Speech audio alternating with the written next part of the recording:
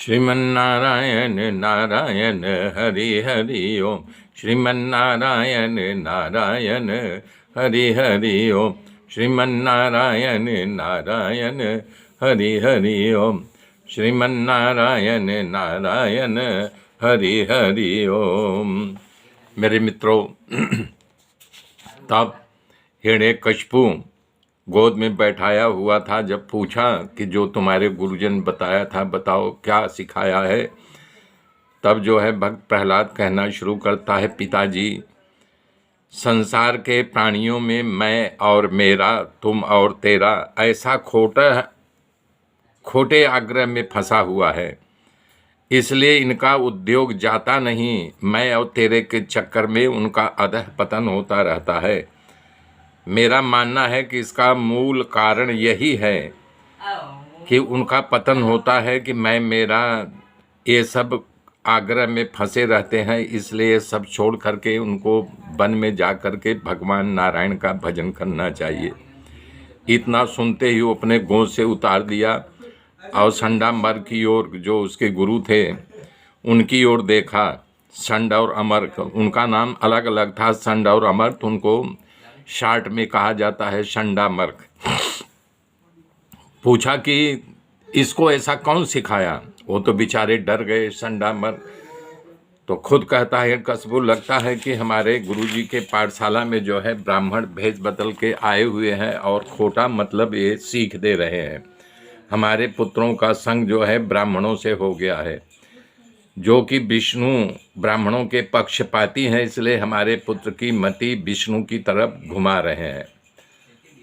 तब जो है हिरण्यकशिपु संडामर को कहा कि इसे ले जा कर के ये सब भुलवा दो, अगर ऐसा नहीं होगा तो तुम्हारी खैर नहीं। संडामर विचार कर रहे हैं तो सत्यानाश कर दिया। हमारे गुरुकुल में ला करके पूछा, बेटा अच्छा बताओ, तुमको ये किसने बताया? हम तो तुमको ऐसा बताए नहीं है, सही सही बताओ, तुमको इसने ऐसा किसने सिखाया जो तुम वहाँ बोल के आए हो? संडामर की बात सुन करके प्रहलाद जी बोले कि जिसकी बुद्धि में मेरा तेरा है, उसकी बुद्धि भगवान की माया से मोहित हुई है, और जिस पर परमात्मा कृपा करे तो ऐसी समान बुद्धि देते हैं। हे गुरुजी, जैसे चुंबक के पास जो लोहा रहता है तो चुंबक अपने आप खींच लेता है, तो इसी प्रकार से हमारा चित्त जो है, यानी कि भगवान विष्णु की, और जिस पर परमात्मा कृपा करे तो ऐसी समान बुद्धि देते हैं। हे गुरुजी, जैसे चुंबक के पास जो लोहा रहता है तो चुंबक अपने आप खींच लेता है, तो इसी प्रकार से हमारा चित्त जो है, यानी कि भगवान विष्णु की ओर अपने आप खिंच गया है। प्रहलाद जी की बात सुन करके गुरुजी हैरान हो गए। दोनों बात करने लगे कि इसकी बुद्धि स्वाभाविक विष्णु चरण में है, पर वो राजा अपने पर शंका कर रहा है, अब इसे सुधारने का मात्र सजा ही है। ऐसा सोच करके प्रहलाद जी को धमकाने लगे कि हम दैत्य वंश में हैं, हमें यानी कि विष्णु भगवान की पूजा शोभा नहीं देती है, इसलिए हम उनकी पूजा नहीं करेंगे। ये मूल ही उखाड़ने के लिए तैयार हो गए हैं। उसी राजा का लड़का विष्णु भगवान की भक्ति कर रहा है, उसका सहाय कर रहा है। इस तरह प्रहलाद को डराने धमकाने लगे कि तुम विष्णु की भक्ति मत करो, हम दैत्यों का वो शत्रु है। लेकिन यानी भक्त प्रहलाद के अंदर कुछ नहीं बात बैठी, उससे अब तो पूछेंगे तब। वो संडामर्क बोल रहे हैं कि बेटा, अब दोबारा तुम्हारे पिताजी बुलाएंगे तो वहाँ चलना, तो जैसा पूछेंगे ये सब मत बोलना। तब राजा हम पर और तुम पर दोनों पर खुश होंगे, ऐसा विचार करके वो प्रहलाद को जो है हाँ, वो जो बोलता हूँ शूटिंग कर रहा हूँ, बाद में करता हूँ। हाँ, वो जो बोलता हूँ ना, बोल रहा हूँ, बाद में फ़ोन करता हूँ शुक्ला जी आपको।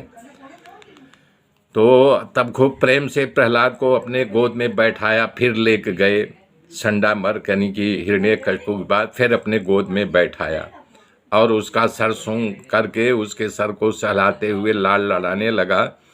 तो फिर बोला कि अच्छा बताओ बेटा, अब तुम्हें क्या क्या पढ़ाया, तुम्हें क्या याद है, मुझे सुनाओ। तो फिर कहने लगा, हे पिताजी, भगवान विष्णु नारायण की भक्ति का 9 भेद 9 प्रकार बताया गया है। पहली भक्ति है उनके कथा का श्रवण, दूसरा कीर्तन, उनके नाम रूप का स्मरण, उनके चरणों की सेवा, उनकी पूजा अर्चना, उसका बंधन, दास्य भाव, उन्हीं के साथ मित्रता करना, उन्हीं में रमण करना। इतना सुनते ही वो तो गोद से उठा के